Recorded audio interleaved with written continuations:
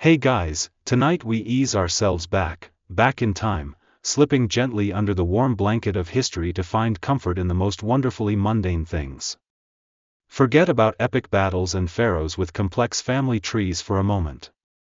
Tonight, you are transported not to a dusty tomb or a grand temple, but to a simple, sun-drenched courtyard along the Nile. You feel the dry, warm air on your skin, hear the distant bleating of goats, maybe the soft rhythmic thud of a pestle in a mortar nearby. And before you, piled high, is laundry. Clean laundry. Specifically, ancient Egyptian linen. We're going to spend some quiet time exploring how they folded it. Yes, folded. Because even something this seemingly simple was a task with its own rhythm, its own subtle skills, its own quiet place in the flow of daily life thousands of years ago. It might sound incredibly boring, and honestly, that's the point. We're aiming for peak boredom tonight. Though, let's be real, spending a day doing laundry the ancient Egyptian way. You probably wouldn't survive the sheer physical effort and lack of modern detergent. So, before you get comfortable, take a moment to like the video and subscribe, but only if you genuinely enjoy what I do here. If you're listening live or just before drifting off, feel free to post where you are in the world and what time it is. It's nice to imagine us all winding down together. Now, dim the lights, maybe turn on a fan for that soft background hum, and let's ease into tonight's journey together. You are standing there, the Egyptian sun warm, almost heavy, on your shoulders. It's late morning, perhaps, the heat already building but not yet at its peak. The air smells faintly of dust, river water, maybe a distant cooking fire. Before you, spread out or gathered in woven baskets, are piles of freshly laundered linen. It's probably still slightly damp in places, the result of having been washed down by the riverbank or in a courtyard basin. Imagine the feel of it, not the crisp, uniform cotton or polyester but linen. It has a different drape, a different kind of weight. Depending on its quality, it might be coarse and sturdy, like sacking, or so fine and sheer you can almost see through it. This isn't just fabric, it's been grown, harvested, spun, and woven right here in Egypt. Every thread tells a story, if only you knew how to read it. But tonight, we're not reading stories. We're focusing on the simple, repetitive task at hand. Folding. You pick up a piece, maybe it's a simple rectangular cloth, a piece of everyday wear, or perhaps a larger sheet. It feels different. Ancient linen, even the finest grades, could have tiny irregularities, slubs, or variations in thread thickness that give it a unique tactile signature. You run your hand over it. It's soft, but perhaps with a slight stiffness, especially if it was heavily starched, which was sometimes done, though historians still argue whether starching was purely for aesthetics or also served a practical purpose like reducing wear. Mainstream fact number 1 for tonight: linen was the primary textile used in ancient Egypt, worn by everyone from the lowliest farmer to the mightiest pharaoh, because wool was considered ritually impure for many purposes, especially in temples. Now, think about the setup. You're not at a gleaming kitchen island or a dedicated laundry room folding table. You're likely outdoors, in a courtyard, perhaps on a reed mat spread on the packed earth, or maybe on a low, flat stone surface. The ground isn't perfectly level. A stray pebble or a patch of unevenness could easily snag the fabric if you're not careful. There might be flies buzzing lazily in the heat. A small, domestic cat, probably considered quite special and perhaps even sacred, might weave around your ankles, hoping you'll drop something interesting. That's your quirky tidbit for this section. Egyptians held cats in extremely high regard, not just as pest control but often as semi-divine creatures, protected by strict laws. Disturbing one while folding laundry would probably be a worse offense than leaving creases. The task is simple in concept: take this pliable rectangle and make it smaller, neater, ready for storage. But simple doesn't always mean easy. The sun is warm, potentially making you a little drowsy already. The silence is broken only by the sounds of the household or the neighborhood, perhaps the distant chanting of workmen, the splash of water, the murmur of voices. There's a quiet rhythm to it. You pick up the fabric, smooth it out with your hands, feeling its weight and texture. You align the edges. First fold. The air shifts slightly as the fabric moves. Second fold. You stack it neatly on the growing pile beside you. It's repetitive, yes, but repetition can be incredibly soothing, almost hypnotic.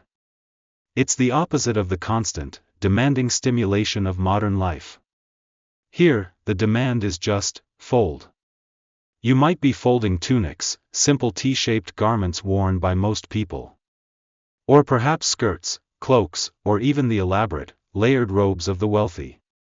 Think about trying to fold a modern bedsheet, but it's made of subtly uneven, hand-woven linen that feels both familiar and utterly alien. No perfect factory edges here. Each piece has its own character. And there's a quiet satisfaction in taking this soft, clean textile and making it neat and orderly.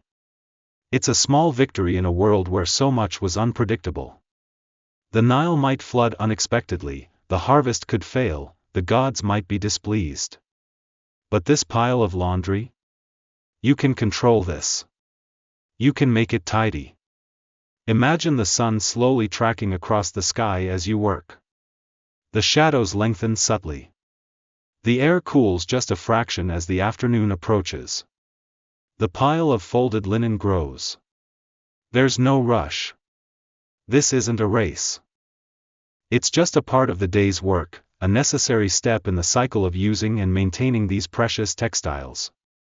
Every fold, every smoothing motion of your hand, connects you across thousands of years to the hands that performed this exact same task in the same sun, feeling the same fabric, under the same vast Egyptian sky. It's a quiet, physical link to the past.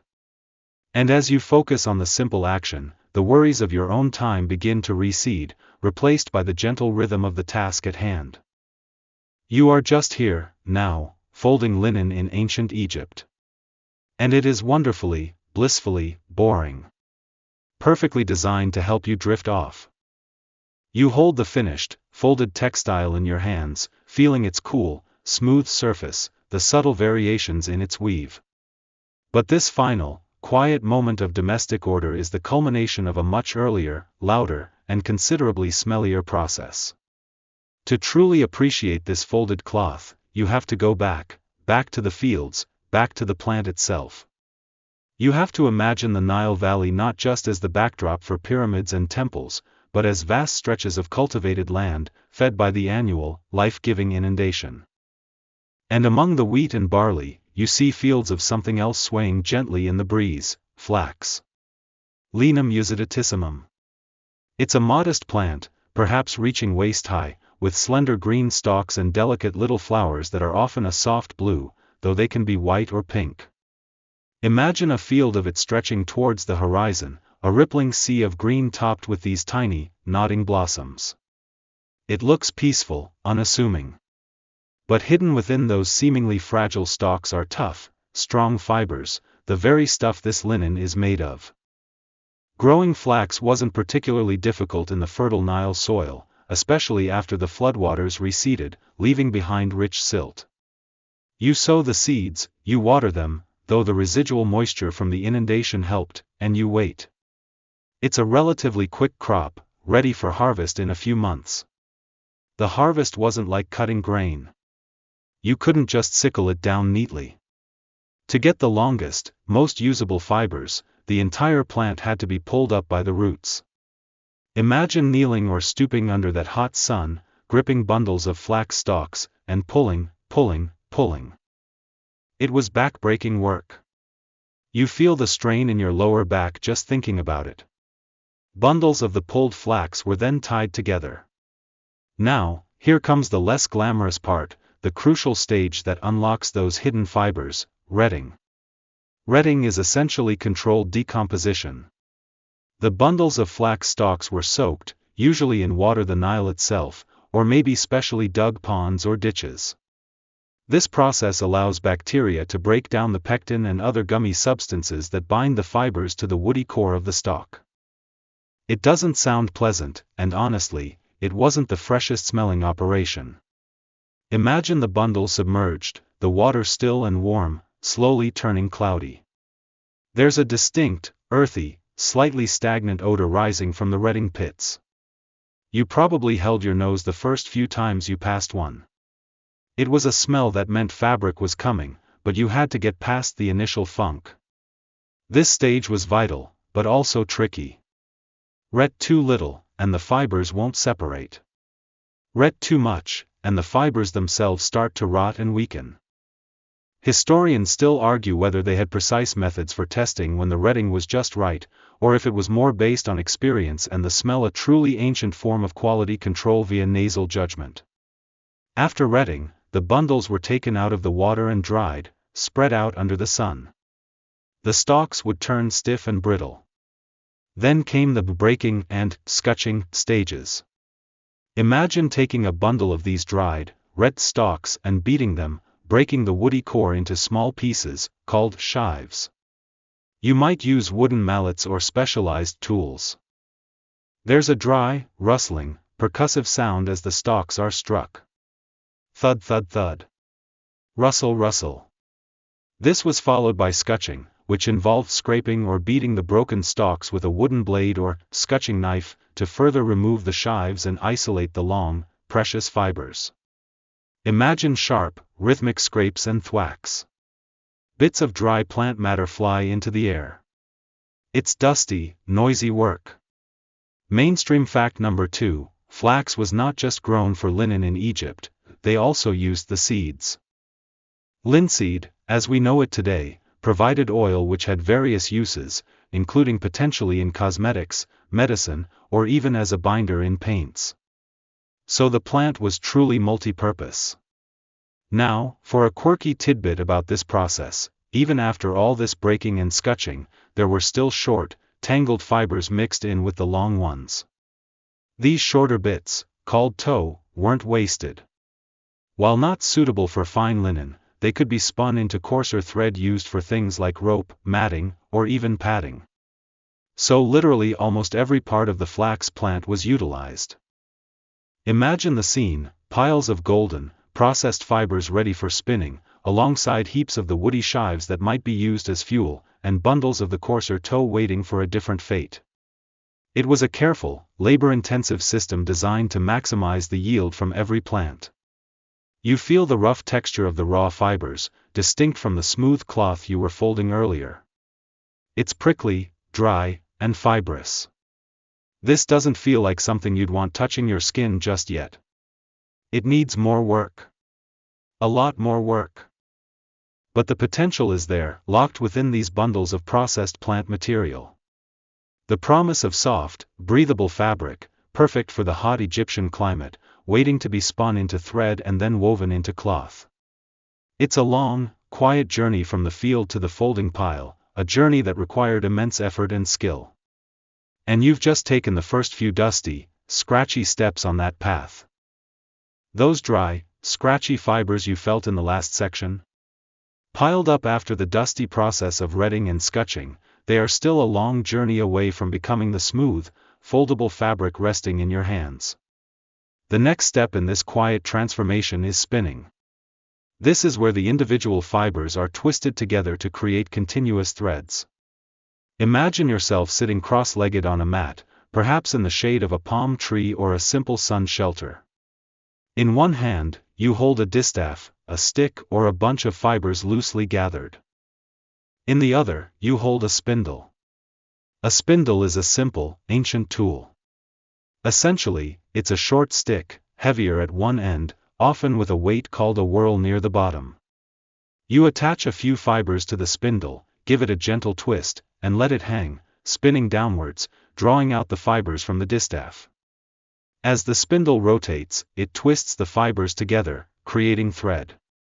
You keep feeding fibers from the distaff with one hand while guiding the forming thread and occasionally giving the spindle another twist. It's a rhythmic, repetitive motion: draw, twist, let the spindle drop, wind the newly spun thread onto the spindle shaft, and repeat. Draw, twist, drop, wind. The spindle rotates, making a soft, whirring sound as it spins. Whir, click as it hits the ground, or perhaps you catch it just before. This might sound like a recipe for boredom, and it is, gloriously so. It's a task that requires attention but not frantic activity. Your hands are busy, but your mind can wander.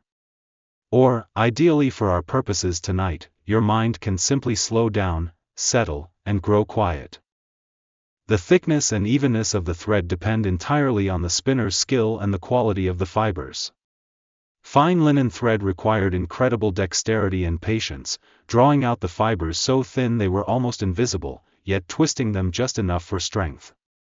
Coarser threads were quicker to produce, made from the shorter tow fibers we mentioned earlier. Think of the miles of thread needed for even a single tunic. Spinning was a near-constant activity in ancient Egyptian households, often done by women and children while performing other tasks or socializing. It was a background hum to daily life. Mainstream fact number 3, spinning was typically done with a drop spindle, a technology that remained essentially unchanged for thousands of years across many cultures until the spinning wheel eventually arrived. It was a remarkably efficient tool for its simplicity. Once enough thread was spun, the next stage was weaving. This is where the threads come together to form the fabric you are now so expertly folding, in your imagination, at least. Ancient Egyptian looms were, by modern standards, quite simple, but effective. The earliest and most common type was the horizontal ground loom. Imagine pegs hammered into the ground, holding two parallel bars. The threads that run lengthwise, the warp, are stretched between these bars, often weighted down at one end to keep them taut. You kneel or sit at the loom, passing the weft threads, the ones that run across the width of the fabric, back and forth through the warp. It's another rhythmic process. You separate alternate warp threads, creating a shed, pass the weft thread through this gap, and then beat it down tightly against the already woven fabric with a wooden tool, often called a beater-in or comb. Clack. You change the shed, pass the weft back, clack. Pass, clack. Pass, clack. The sound of weaving would have been common in villages and towns. It's a steady, purposeful noise, the creation of order out of chaos, line by line, thread by thread. Later in Egyptian history, vertical looms became more common. Imagine a frame standing upright, with the warp thread suspended from the top beam, often weighted at the bottom. This allowed for longer pieces of fabric to be woven and potentially more complex patterns. Historians still argue whether the transition to vertical looms was driven purely by practical advantages like saving space, or if it also facilitated certain types of weaving or pattern creation that were harder on horizontal looms. A quirky tidbit about Egyptian weaving: some surviving linen fragments show incredibly fine weaves, so fine they almost defy belief for hand-spun and hand-woven cloth. We're talking thread counts that rival some modern luxury fabrics. This wasn't your average bedsheet, this was almost like gossamer. Imagine the patience and skill required to spin such fine thread and then weave it without breaking it. It makes folding even a simple piece of Egyptian linen feel a bit more significant, knowing the sheer labor that went into creating it. The looms themselves could be set up almost anywhere inside houses, in workshops, or even outdoors to catch the breeze. Imagine the weaver concentrating, their hands moving rhythmically, their eyes focused on the growing cloth. Each pass of the weft thread adds another line to the story of this fabric. It's a slow build, piece by piece, until finally, you have a finished length of linen. It's probably still a bit rough, perhaps needing more finishing before it reaches that soft, smooth state you felt when you started folding. But now, finally, it is fabric. Ready for the next steps in its journey towards becoming clothing, sheets, or something else entirely. The sounds of spinning and weaving fade now, replaced by the quiet rustle of the finished cloth. So you have this length of woven cloth, fresh off the loom. It's recognizably linen, that distinct matte finish, that particular drape. But is it the same quality as every other piece produced? Absolutely not. Just like today you have everything from rough canvas bags to incredibly fine silk blouses, ancient Egyptian linen came in a surprisingly diverse range of qualities, or grades. This diversity depended primarily on two things: the fineness of the thread used and the skill of the weaver in creating a tight, even weave. Imagine picking up different pieces from that pile of laundry you started folding. Some feel relatively rough and sturdy in your hands. The weave is visible, perhaps a little uneven. The threads feel thicker, made from those shorter, coarser tow fibers or less carefully prepared long fibers. This would be your everyday, workhorse linen. Think of it as the ancient equivalent of denim or heavy canvas today: durable, functional, not particularly luxurious. This coarser linen was used for things like sacks, ropes, tents, maybe the simplest tunics worn by laborers or servants. It was practical, affordable, relatively speaking, and built to withstand hard use. Folding it feels substantial, solid. Then you pick up another piece. This feels smoother, softer. The weave is tighter, the threads finer. This is the sort of linen most people would have worn for their daily clothing. It was comfortable, breathable, and draped reasonably well. It was the standard quality, not fancy, but perfectly respectable. Folding this feels familiar, like handling a good quality cotton sheet or shirt today. It has body, but it's pliable. Now, imagine reaching for a third piece. As your fingers touch it, you immediately notice a difference. It feels incredibly soft, almost like silk, though it has linen's characteristic coolness. When you hold it up, you realize it's nearly transparent. You can see the outlines of your fingers through it easily. The weave is so fine, so tight, that it's almost invisible to the naked eye without close inspection. The threads used to make this fabric were spun to an astonishing fineness, a testament to the spinner's skill. This was the luxury end of the market. This incredibly fine, sheer linen was known as royal linen or fine linen. It was expensive, a status symbol worn by the elite pharaohs, queens, high priests, and wealthy officials. Imagine wearing clothing made of this fabric in the Egyptian heat. It would have been incredibly light and airy, almost like wearing nothing at all, while still providing sun protection. It draped beautifully, allowing for the creation of those flowing, pleated garments often depicted in tomb paintings. Feeling this fabric, it's hard to believe it came from the same plant as the rough sacking. Folding this requires a different touch. It's delicate, wanting to slip and slide, demanding precision. Mainstream fact number 4: the quality of linen was a clear indicator of social status in ancient Egypt. The finer your linen, the higher up the social ladder you likely were. It was a visible sign of wealth and importance, much like wearing designer clothes or expensive jewelry might be today. Our understanding of the specific names and grading systems the ancient Egyptians used is based on interpreting texts and examining surviving textiles. Historians still argue whether specific terms like royal linen referred to a precise technical standard of fineness or were more general descriptors of high quality and the intended wearer. Were there official thread count standards, or was it just a case of it's fine when you see and feel it? Here's a quirky tidbit about this luxury linen. Surviving examples from tombs, particularly those intended for royalty or the elite, show just how astonishingly fine this fabric could be. Some fragments have thread counts that are incredibly high, comparable to or even exceeding modern high thread count sheets. Imagine the hours and hours of labor, the microscopic skill involved in spinning thread that fine and weaving it so evenly. It wasn't just fabric, it was a work of art, created thread by thread. And this precious, high-status textile eventually ended up needing to be washed and folded, just like the rough stuff. A quiet, domestic task applied even to the height of luxury. As you continue sorting through the pile, feeling the different textures, the stiffness of the coarse, the familiar feel of the medium, the almost unbelievable softness and sheerness of the fine, you gain a tactile understanding of Egyptian society and its priorities. Even in something as simple as fabric, there were clear distinctions, layers of meaning and value. And each grade, regardless of its eventual purpose or wearer, awaited the same fate, being smoothed, aligned, and carefully folded.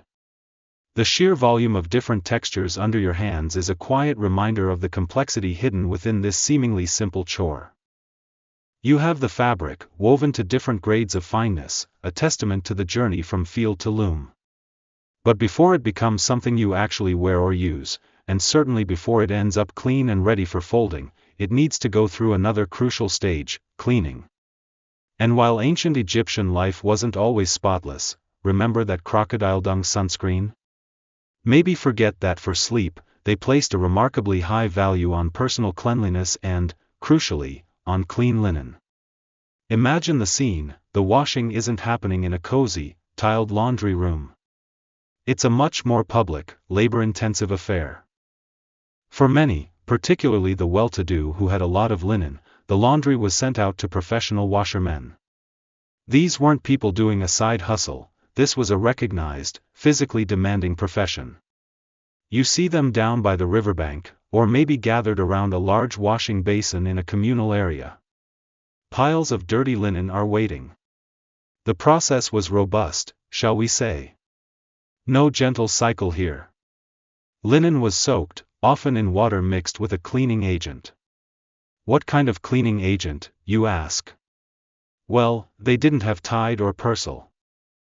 Their primary cleaning power came from things like natron or alkali-rich plant ashes. Natron is a naturally occurring mineral salt, a form of hydrated sodium carbonate and sodium bicarbonate, found in dry lakebeds in Egypt. It feels a bit powdery, maybe slightly gritty. Mixed with water, it creates an alkaline solution that helps to lift grease and dirt. Imagine the smell: not floral fresh, but mineral-y, a bit sharp, mixed with the damp smell of wet fabric and river water. The actual cleaning involved a lot of physical effort. The wet linen was often spread on a hard surface, like a stone or a wooden board, and beaten with wooden paddles or mallets. Thwack thwack thwack. Imagine the sound carrying across the water or the courtyard. Beating helped to loosen the dirt particles. Then came the rinsing, often in the river itself if available. Imagine the washermen standing waist-deep in the Nile, swirling and wringing the fabric.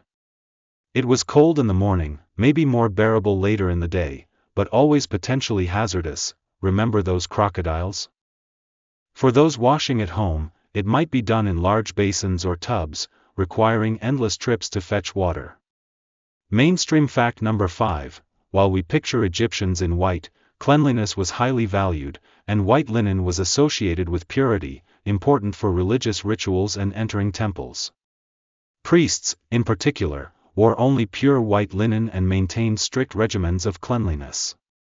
After washing and rinsing, the linen needed drying, which we'll get to, but the goal was often that bright, clean white. This was achieved not just by washing but also potentially by sun bleaching, spreading the wet white fabric out under the intense Egyptian sun. The UV rays acted as a natural whitener. Imagine fields or rooftops covered in drying white cloth, dazzlingly bright in the sun. Now, what about color? While white was dominant, Egyptians did dye some textiles, though linen was harder to dye than wool. Natural dyes were extracted from plants, minerals, and even insects. You could get reds from madder root or kermes insects, a bit like tiny scale insects. Yellows from safflower or turmeric. Blues from indigo. Black could be achieved using acacia. Imagine pots simmering with plant matter, the air thick with the smell of boiling leaves or roots. Dipping the fabric in, waiting for the color to take. Because linen fibers are smooth and non-porous compared to wool, getting the dye to fix permanently and evenly was challenging. Historians still argue about the specific mordants, substances used to help dyes bond to fibers, they might have used with linen to achieve lasting colors. A quirky tidbit about dyes: while red, yellow, and blue were common, green was much harder to achieve consistently as a fast color. Often, it was created by first dyeing blue and then overdying yellow. Imagine trying to get the perfect shade of green this way, a bit of an ancient chemistry experiment, prone to variations. So, seeing a vibrant, evenly dyed piece of linen would have been quite remarkable. So, you have cleaned, maybe sun-bleached white, or perhaps one of the less common dyed pieces. It feels different, wet, heavier, less pliable, clinging slightly. It needs to dry completely before it's ready for the final, quiet act of folding. But knowing the effort that went into just cleaning it, the hauling of water, the beating, the strong smell of natron, the patient rinsing adds another layer to the story of that folded piece of cloth. It wasn't a simple, throw it in the machine job. It was a significant physical task, essential for hygiene and purity in their world. You can almost smell the faint, clean, mineral scent of the natron on the fabric as it dries. You felt the fabric after it was washed, maybe caught the faint, clean, mineral smell of the natron. It felt heavy when wet, clinging to your hands. But let's not gloss over the effort it took to get it to that state. Laundry day in ancient Egypt wasn't a quick trip to the laundromat or the flip of a switch on a machine. It was a serious, physically demanding chore that could take a significant chunk out of your day, or your week. Imagine the weight of wet linen. If you've ever pulled soaking wet sheets or towels out of a washing machine before it spins, you have a tiny fraction of the idea. Now multiply that by a whole household's laundry. Linen, especially coarser grades or thicker pieces, absorbs a lot of water and becomes incredibly heavy. Hauling bundles of this to the riverbank, or carrying pot after pot of water back to a courtyard basin, was strenuous work. You can feel the strain in your shoulders and arms just picturing it. And then came the washing itself. Kneeling or bending over a stone or a basin for hours, repeatedly soaking, applying cleaning agents, and then the beating. Thwack. Thwack. Thwack. Imagine the repetitive motion, the force required to pound the dirt out of the fibers. Your arms would ache, your back would protest. It wasn't just a quick rub-a-dub-dub. It was a sustained physical assault on the dirt, using muscle power and the abrasive help of the cleaning mixture. For those who could afford it, sending laundry to professional washermen was the norm. These men, it was predominantly a male profession, perhaps because of the heavy physical labor involved, were the experts in getting clothes clean the ancient way. They often worked together in designated areas, creating a lively, if strenuous, scene by the Nile or irrigation canals. Their tools were simple but effective, pounding stones, wooden beaters, perhaps rubbing boards or rough surfaces to agitate the fabric against.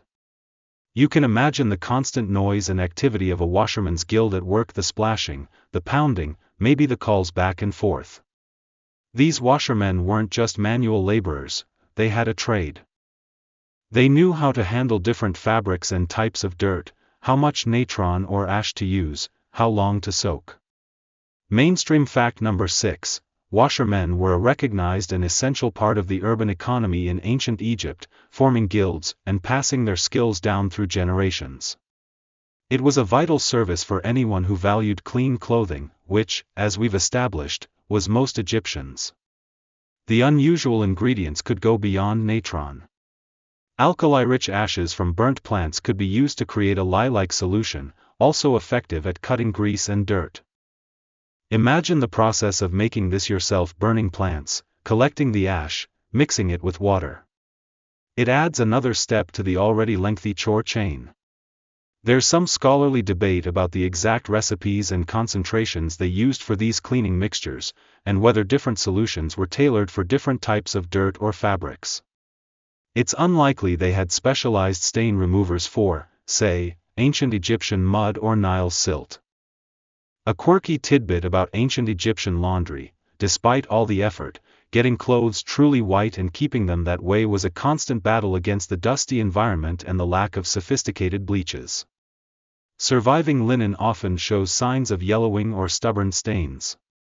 It makes you appreciate the sheer labor involved in maintaining appearances, even if those appearances weren't always perfectly pristine by modern standards. Imagine the frustration of a wealthy Egyptian seeing a faint smudge still on their freshly laundered tunic. It would be like finding a tiny spot on your favorite shirt after running it through the machine twice. Annoying, but what can you do? Compared to the ancient Egyptian laundry routine, even a trip to the laundromat feels like a spa day. No hauling heavy, wet fabric for miles. No kneeling by a river beating cloth against rocks. Just load, add soap, push a button, and wait. It puts the simple act of folding that clean linen into perspective, doesn't it? That clean, folded fabric is the endpoint of a truly exhausting journey, a testament to ancient ingenuity and muscle power. You can almost feel the phantom ache in the washerman's arms, the dryness from the natron on their hands, as you handle the smooth, finished cloth. The sounds of pounding and splashing fade now, leaving just the quiet presence of the clean, dry fabric. So the laundry is finally clean, or as clean as ancient methods allowed. It's gone through the soaking, the beating, the rinsing, maybe a quick dip in a dye pot. Now it's heavy, dripping wet, probably smelling faintly of river water and natron. The next, relatively passive, but utterly essential step in its journey to becoming a neat, foldable pile is drying. And in ancient Egypt, your primary drying tool was readily available, abundant, and incredibly powerful: the sun and the dry desert air. Imagine carrying those heavy, wet bundles from the washing area. You might head back to your own courtyard, or up onto the flat rooftop of your house, which was often used as a workspace and living area. Or perhaps, if you used a communal washing area, there were designated spaces nearby for spreading things out.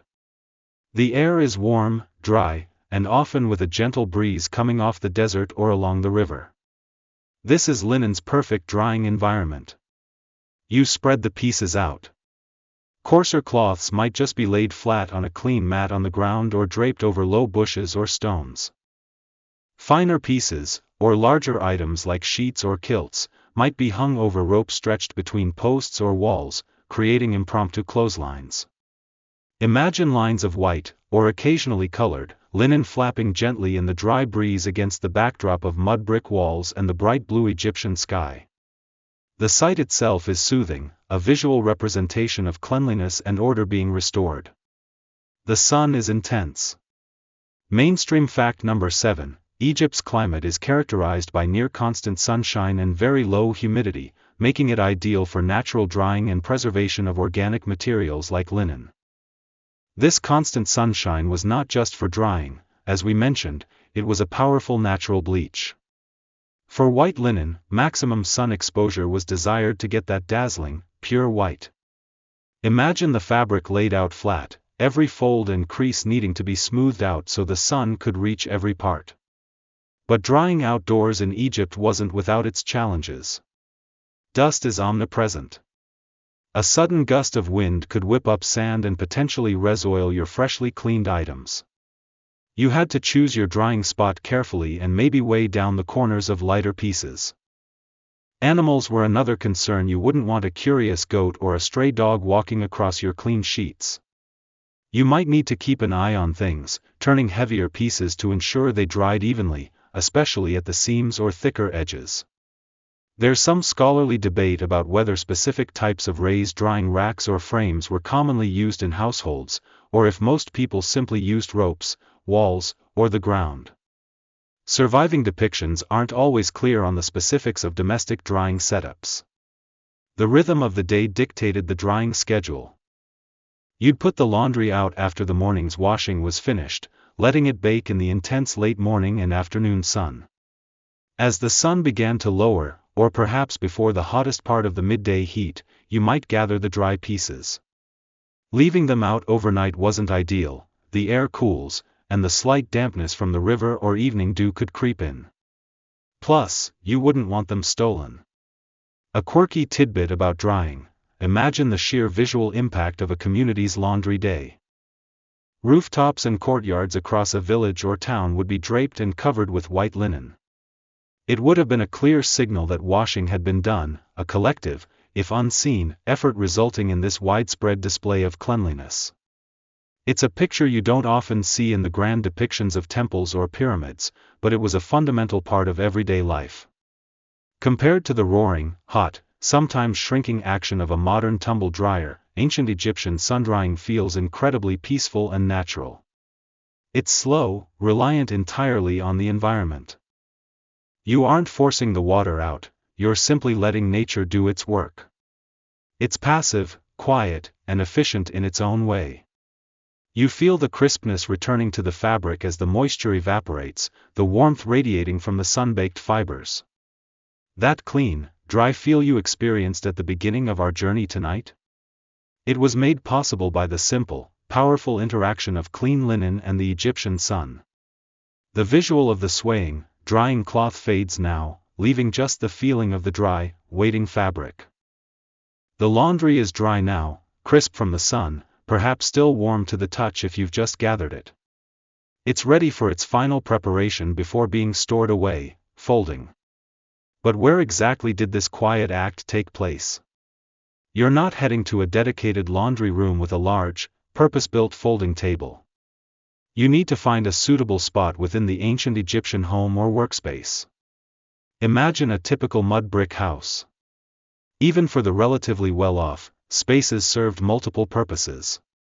There might be a central courtyard open to the sky, providing light and ventilation.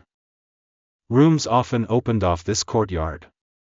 Rooftops were frequently used, especially in the cooler parts of the day, for sleeping, cooking, or doing chores.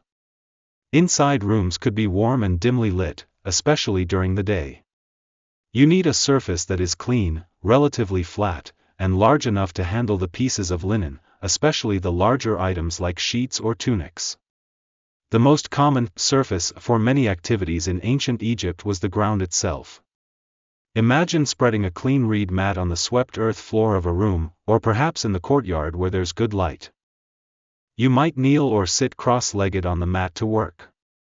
The mat provides a clean barrier between the precious fabric and the ever-present dust of Egypt. It also offers a bit of cushioning, making the task slightly more comfortable. For those with a bit more means, low furniture existed. You might have a simple stool or a low chair. You could sit on one of these with the fabric in your lap, but for larger pieces, you'd still likely need a flat surface nearby. Some homes might have had low mud brick benches built along walls, or perhaps low wooden stands or tables. Imagine pulling a small, portable low table closer to your stool or mat, giving you a slightly raised, flat area to work on. This would be particularly useful for ensuring straight, crisp folds. Mainstream fact number 8, ancient Egyptian homes, regardless of wealth, were often centered around open courtyards, providing essential light, air, and space for domestic activities that we might do indoors today. Much of daily life, including tasks like food preparation and laundry sorting, happened in these semi-outdoor areas. Finding the perfect spot might depend on the time of day. In the heat of the afternoon, you'd seek the shade of a wall or a covered portico. In the cooler morning or evening, the open courtyard or rooftop would be ideal, perhaps catching a refreshing breeze. The light is important too. You need to see what you're doing, ensure the edges are aligned, and check for any lingering spots you missed during washing. Oops. There's some scholarly debate about the exact types of furniture specifically used for tasks like sorting or folding textiles. While we have examples of stools, chairs, and chests, clear depictions or remains of dedicated, folding tables like we might imagine are rare. It's possible the same low tables used for eating or other tasks were simply cleared and used for folding, or that the ground with a clean mat was the most common method. A quirky tidbit about folding spaces: imagine trying to fold a large sheet on a reed mat on the ground while keeping a watchful eye on children playing nearby or chickens pecking around. It wasn't exactly a serene, uninterrupted activity. You had to be mindful of your surroundings, protecting the clean laundry from unexpected interruptions or contamination. It adds a layer of gentle chaos to the otherwise calm image of folding. Compared to spreading laundry out on your bed or using a dedicated folding counter, the ancient Egyptian setup required a bit more ingenuity and perhaps a lot more bending or kneeling. But it worked. It provided a clean base for the simple, repetitive actions that would transform piles of dry cloth into neat stacks. You feel the texture of the mat beneath your hands, the slight warmth from the sun-baked earth, the quiet sounds of the household echoing around you. This is your workspace for the next little while, a simple, humble spot dedicated to the quiet task of bringing order to the day's textiles. The image of the simple folding space settles around you now, preparing you for the task ahead. You found your spot, settled onto your mat or low stool. The pile of clean, dry linen is beside you, perhaps gleaming softly in the filtered light. Now, the quiet work begins. Let's start with the simplest pieces, the everyday items that make up the bulk of the pile. The basic techniques for folding these were probably much like the basic folds we use today, straightforward, practical, designed to make the fabric manageable. Imagine picking up a simple rectangular cloth. This could be a basic wrap worn by a laborer, a simple headcloth, or perhaps just a piece of cloth used for carrying things or as a basic cover. There are no complicated shapes, no sleeves or necklines to contend with.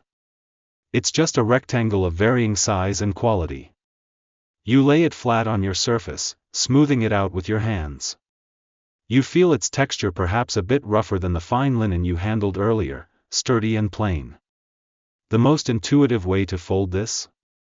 In half.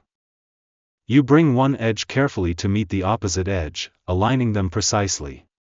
You smooth the fold with your hand, pressing it down to create a soft crease. The fabric makes a gentle rustle sound as it settles. Now you have a smaller rectangle. You might fold it in half again, either lengthwise or widthwise, depending on the original size and where you intend to store it. Align, smooth, press. Each fold reduces the bulk, transforms the spread-out cloth into a compact shape. Imagine the repetitive nature of this task. Pick up a piece, smooth, fold, stack. Pick up the next piece. Your hands become familiar with the weight and feel of the different fabrics, the different sizes of the rectangles. It's a task that engages your hands and eyes but frees your mind. The gentle rhythm is designed for quiet focus, perfect for letting your thoughts slow down. Now consider a simple tunic, or kalasaris. This was a very common garment, essentially a T-shape formed by folding a length of cloth and sewing the sides, leaving openings for the arms and neck. Mainstream fact number 9, the tunic was the fundamental garment for both men and women across most social classes in ancient Egypt, varying mainly in quality, decoration, and how it was worn, e.g., belted, pleated. How do you fold a T-shaped tunic neatly? You lay it flat, spreading out the body and the sleeves. You might smooth it down first. Then, typically, you would fold one side of the body inwards, bringing the sleeve along with it, laying it flat against the center. Then you do the same with the other side, creating a long, narrow rectangle with the sleeves tucked neatly inside. Now you can fold this rectangle in half lengthwise, and then perhaps in half or thirds widthwise, depending on the desired final size for stacking or storage. Again, the actions are simple: fold one side in, fold the other side in, fold in half, fold again. Smooth each fold carefully. A quirky tidbit about folding tunics: surviving representations in tomb paintings or models sometimes show servants carrying neatly folded piles of clothing. While the details aren't always crystal clear, they suggest a degree of care was taken to make the garments compact and tidy. Imagine trying to fold a tunic quickly and getting the sleeves all wrinkled and bunched up. It probably happened, just like it does today. Nobody's perfect, even millennia ago. There's some scholarly debate about whether there were universally taught or preferred methods for folding specific garments like the basic tunic, or if it varied more by household tradition or the individual doing the folding. Were there best practices for getting the neatest result, passed down from mother to daughter or from experienced servant to novice? Or was it just about getting the job done and making it fit in the chest? As you work through the pile, folding these simple pieces, you feel the quiet satisfaction of bringing order to the world, one piece of linen at a time. The stack of folded items grows beside you, neat rectangles and smaller, tidy bundles that were once spread out lengths of cloth.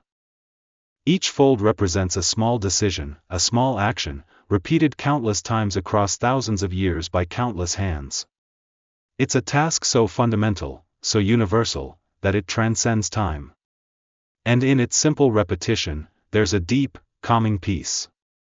The sounds of smoothing and folding continue, a soft swish and rustle filling the quiet space. You've folded the simple tunics, the basic wraps, creating neat, manageable stacks beside you. The rhythm of smoothing, folding, and stacking has settled your mind. But why all this effort? Why bother with neat folds? Well, the purpose was storage. And in ancient Egypt, linen was stored both for daily use and, perhaps more fascinatingly, for eternity. Imagine the finished piles of folded linen waiting. They need to be put away, protected from dust, insects, and general clutter. Daily storage happened in various ways depending on the household's means.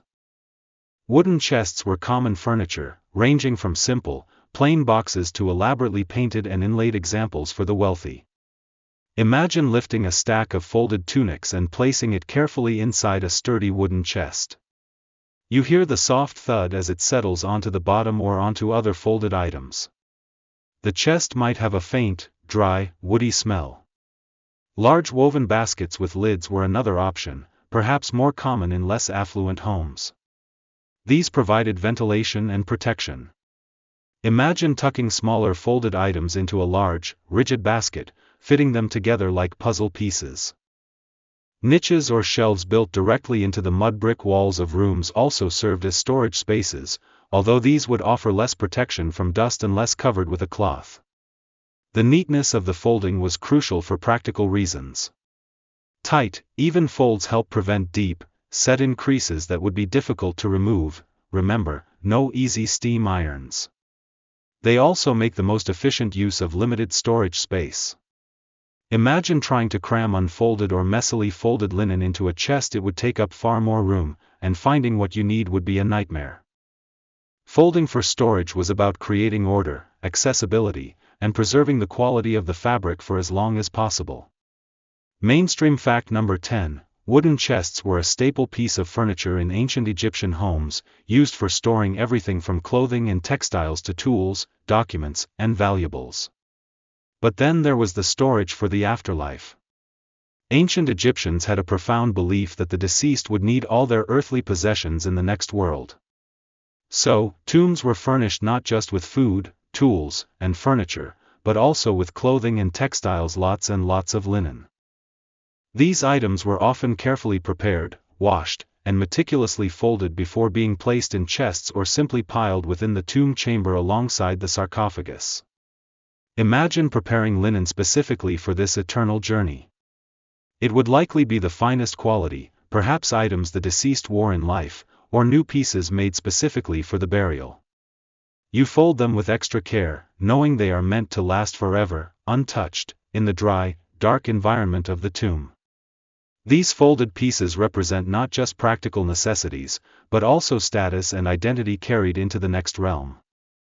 A quirky tidbit: when Howard Carter opened Tutankhamun's tomb in the 1920s, among the incredible treasures, they found chests filled with linen tunics, sheets, wraps, and other textiles, many of them beautifully folded and remarkably well preserved after over 3,000 years. Imagine opening a box and finding perfectly folded clothes from a boy king. It's a direct, tangible link to this ancient domestic task. It makes you wonder who did the final folding of the pharaoh's laundry. Probably not the pharaoh himself, but someone whose job it was to ensure his eternal wardrobe was tidy. There's some scholarly debate about the specific techniques used for folding linen destined for burial compared to daily use. Were there special, funerary folds? Or was it simply the best quality daily folding applied to the best quality linen? How did they pack the chests to minimize damage over millennia? The remarkable state of preservation of some tomb textiles suggests they had effective methods, though historians still debate the precise factors involved in their longevity. Was it the dry environment, the folding method, the quality of the linen, or a combination? As you continue your imaginary folding, thinking about these different destinations, the busy household chest or the quiet, eternal darkness of a tomb, you appreciate the simple consistency of the task. The same basic folds, the same desire for neatness, served both the fleeting needs of daily life and the enduring beliefs about the afterlife. It's a quiet reminder that even the most mundane chores are woven into the larger tapestry of a culture's practices and beliefs. You stack the last piece, smooth and tidy, ready for its designated spot. The image of neat stacks settling into ancient chests brings a sense of quiet completion. Beyond filling chests for daily wear or packing them away for the long journey to the afterlife, linen held another crucial role in ancient Egypt. It was an offering to the gods, a symbol of purity and devotion presented in temples and used in sacred rituals. Imagine a different scene now, shifting away from the domestic courtyard to the more formal, quiet spaces of a temple or a tomb chapel. Here, linen wasn't just clothing, it was a sacred substance. The finest, cleanest, purest white linen, probably that incredibly sheer, high-grade fabric we felt earlier, was reserved for divine purposes. It had to be spotless, representing the purity required to approach the divine. How was this sacred linen presented? Often, it was carefully folded. Imagine priests or temple attendants handling bolts of this exquisite white cloth. They would smooth it, align the edges with precision, creating neat, symmetrical folds. These folded pieces might be placed on offering tables in front of statues of the gods, or stored in sacred treasuries within the temple complex. Sometimes, these folded cloths might be tied with linen ribbons. The act of folding itself, done carefully and respectfully, was part of the offering, a physical expression of devotion and order. Mainstream fact number 11, textiles, especially fine linen, were common and valuable offerings to temples. These offerings helped to sustain the temple economy and were used for various purposes within the religious sphere. One of the most important ritual uses of linen involved the cult statues of the gods housed within the inner sanctuaries of the temples. These statues were cared for as if they were the gods themselves living on earth. Every morning, as part of the daily temple ritual, the statue would be washed, anointed, and then clothed in fresh, clean linen garments. Imagine the quiet, solemn ceremony. The carefully folded, pristine linen robe is taken from a sacred chest, unfolded, and draped onto the divine image. This daily act reinforced the connection between humanity and the divine, with pure linen serving as a vital intermediary. Linen was also, of course, central to burial rituals, particularly mummification. While the process of mummification itself is perhaps not the most sleep-friendly topic, the wrapping of the mummy involved vast quantities of linen bandages and shrouds. Imagine rolls and rolls of carefully prepared linen strips and cloths, waiting to be used. These weren't necessarily folded in the same way as garments, but the raw material, the clean, often white linen, was meticulously prepared and used in a highly ritualized sequence of wrapping. This protected the body and helped in its transformation for the afterlife. It makes you think about the sheer scale of linen production needed just for burials. A quirky tidbit about linen in rituals: sometimes, specific linen cloths were inscribed with religious texts or magical symbols before being used in burial or temple contexts. Imagine carefully folding a piece of linen knowing that it carried sacred writing, destined for the eyes of the gods or to protect the deceased in the underworld. It elevates the simple act of folding to something imbued with spiritual significance. There is some scholarly debate about the symbolic meaning of white linen beyond just purity.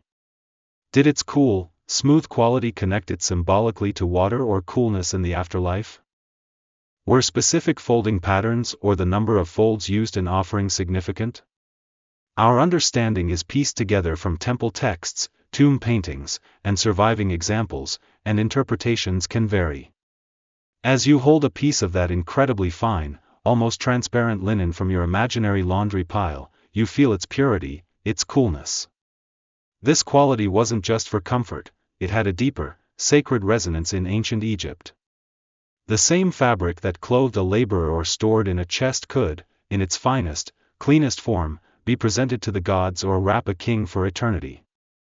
It's a quiet reminder of how deeply integrated this humble plant fiber and the processes surrounding it were into every level of Egyptian life, from the most mundane to the most sacred.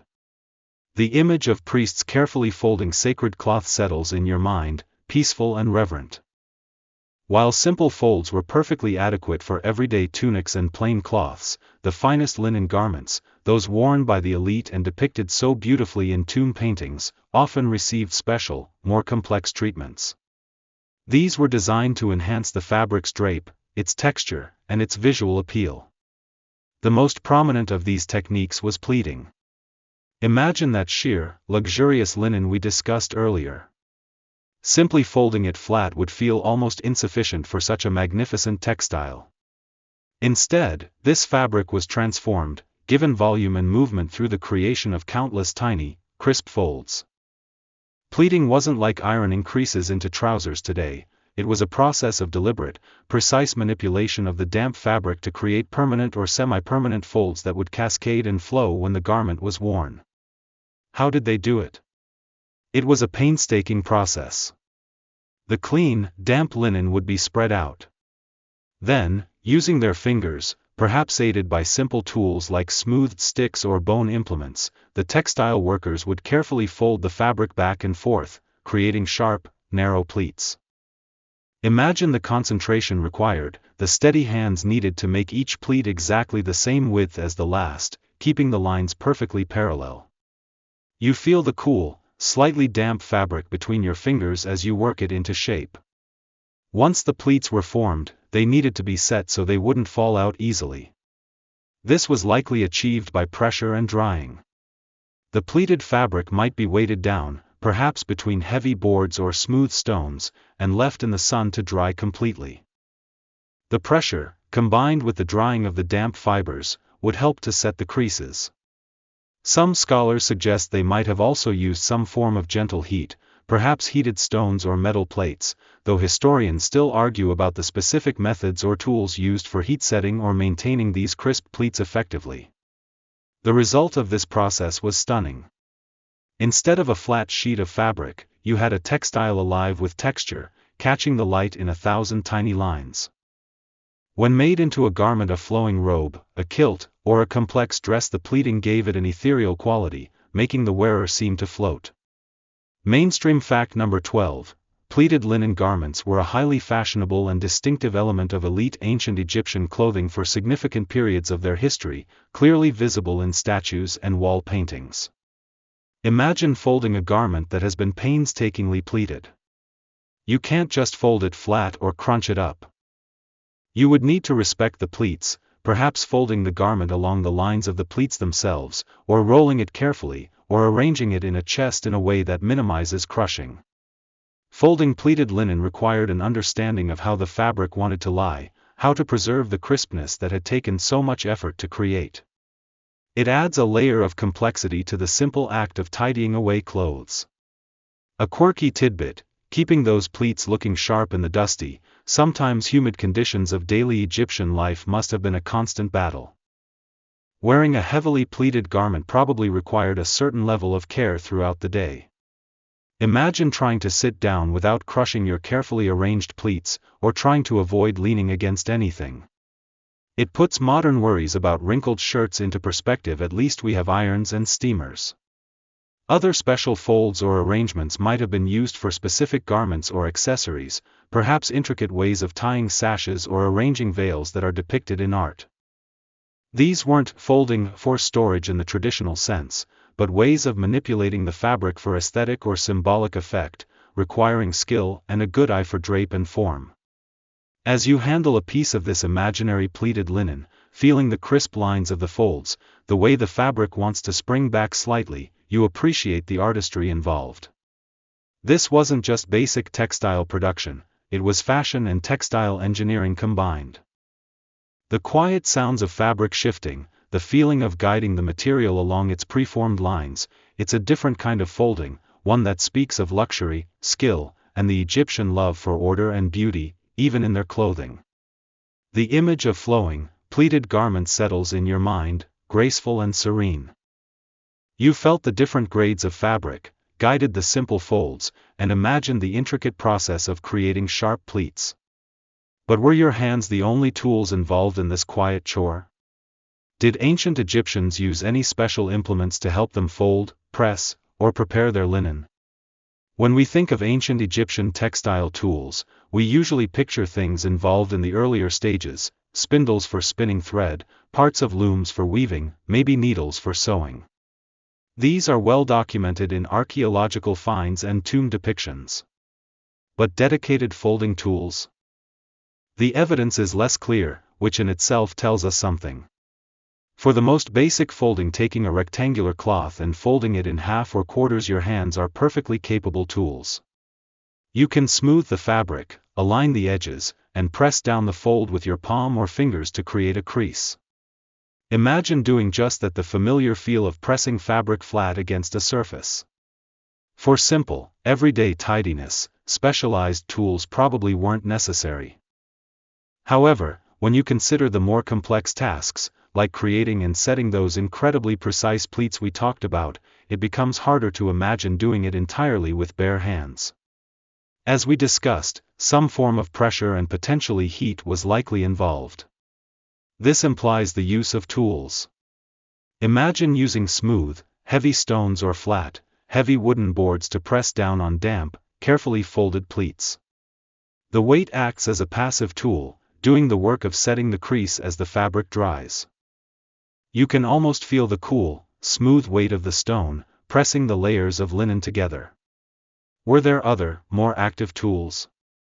Perhaps small, smooth bone or wood implements used to help tease the fabric into sharp folds, much like a modern bone folder used in bookbinding or papercraft? It's possible. Small, enigmatic artifacts are sometimes found at archaeological sites whose original purpose isn't immediately obvious. Could some of these have been simple tools for textile manipulation, smoothing, or folding? Historians still argue about the function of certain artifacts found in domestic or workshop contexts, debating if they were general-purpose tools or had specific uses related to textiles or other crafts. Mainstream fact number 13. While tools for spinning and weaving are common finds, artifacts definitively identified solely as folding tools are rare in the ancient Egyptian archaeological record, suggesting that hands were the primary implements for most simple folding tasks. But for the intricate pleating, some form of aid seems almost certain. Imagine trying to keep dozens of narrow, parallel pleats perfectly aligned while they dry under pressure. You might need guide sticks, pressing boards, or weights. A quirky tidbit here: while not strictly a folding tool, depictions of laundry work sometimes show people using smoothing stones on fabric after washing and drying. These might have been used to help flatten and perhaps even put soft creases into the fabric, a bit like very early, cold ironing.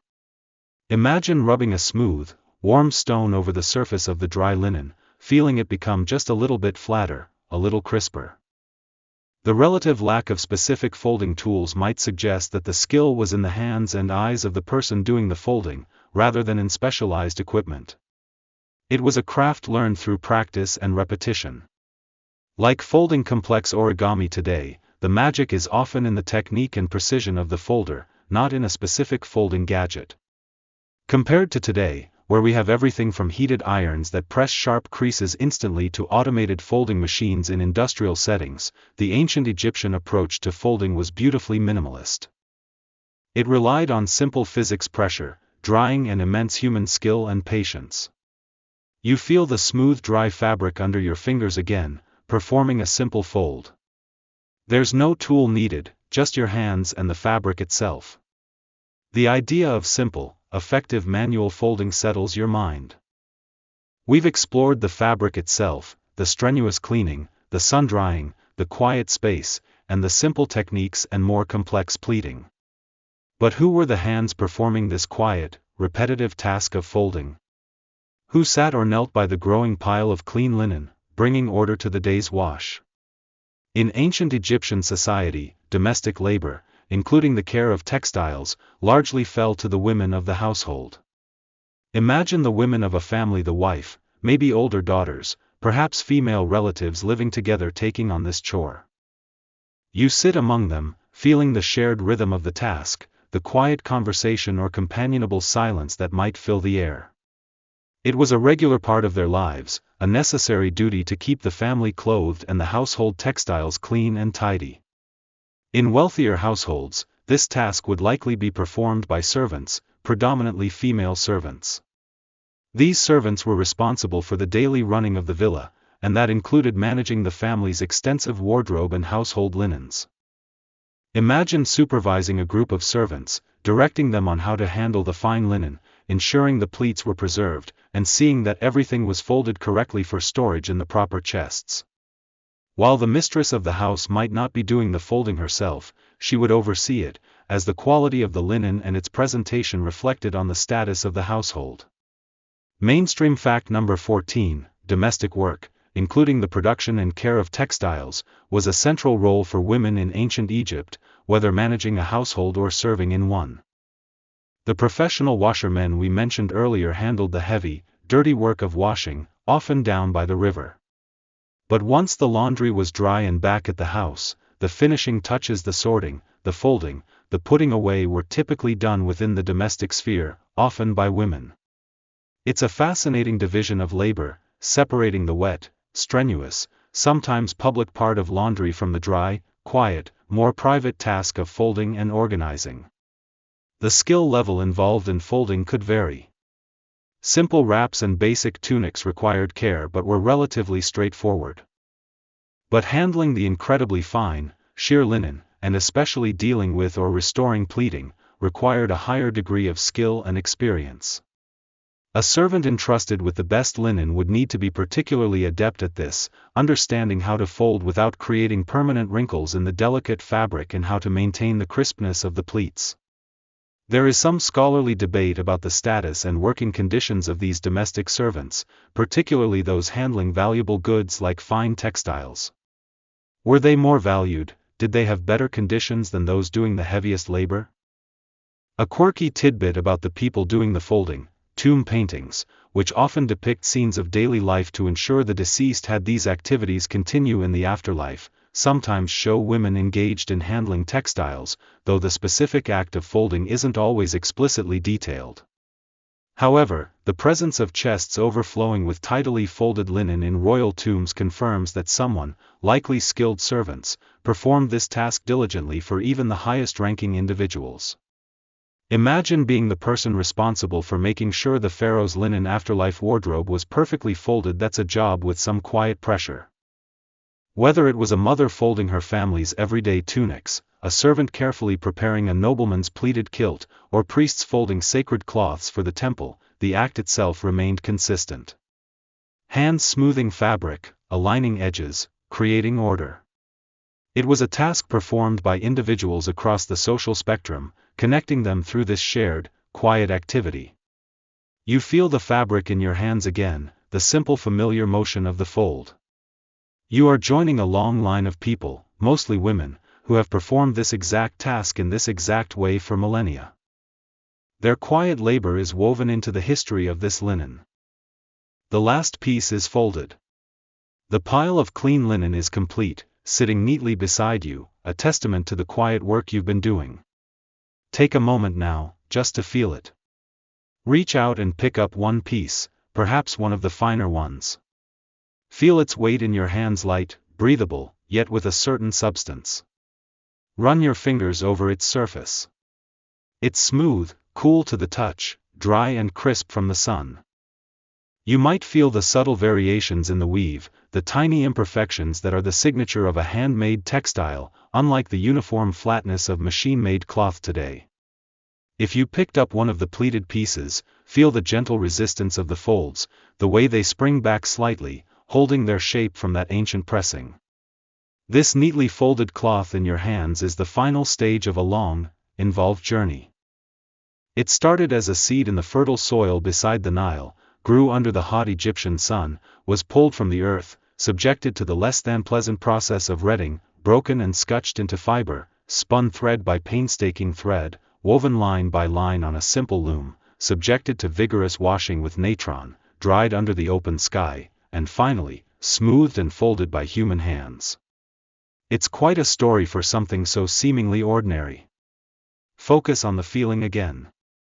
The coolness, the dryness. The way the edges line up neatly where you folded it. This physical interaction with the finished product is grounding. It brings you back to the simple reality of the task, the satisfaction of transforming a pile of wrinkled cloth into something orderly and compact. In its quiet way, it reflects the Egyptian value of order, of bringing form and structure to the materials provided by nature.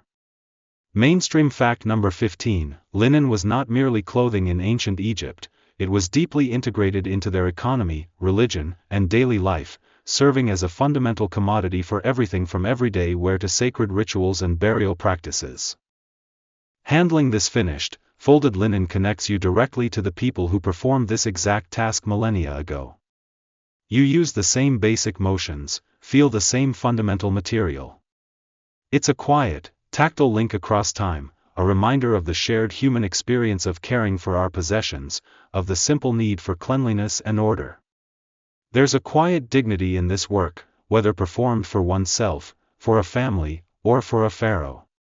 Perhaps that's a quirky tidbit. Even the most powerful rulers relied on someone carefully folding their laundry. There's a peace in this repetition, in the focus on the physical world of fabric and folds. It's the opposite of the noise and demands of modern life. It asks only for your hands and your gentle attention. It's a task that encourages the mind to quiet down, to settle into a calm rhythm. And perhaps that's why even the idea of something as boring as ancient Egyptian linen folding can be so soothing now. It's a window into a slower, simpler kind of task, one that allowed space for the mind to wander or, ideally for tonight, to gently power down. As you hold the finished piece, feel its texture one last time. Its smoothness, its coolness. Imagine placing it gently onto the completed stack. See the neat pile of folded linen, ready for the chest, or the shelf, or perhaps even eternal rest. The task is complete. The journey of this batch of linen, from field to finished, folded form, is over. The sounds of the courtyard fade now.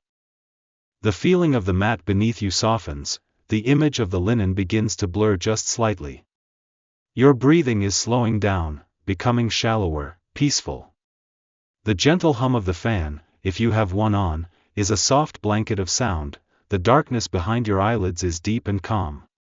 You are here now, comfortable and safe.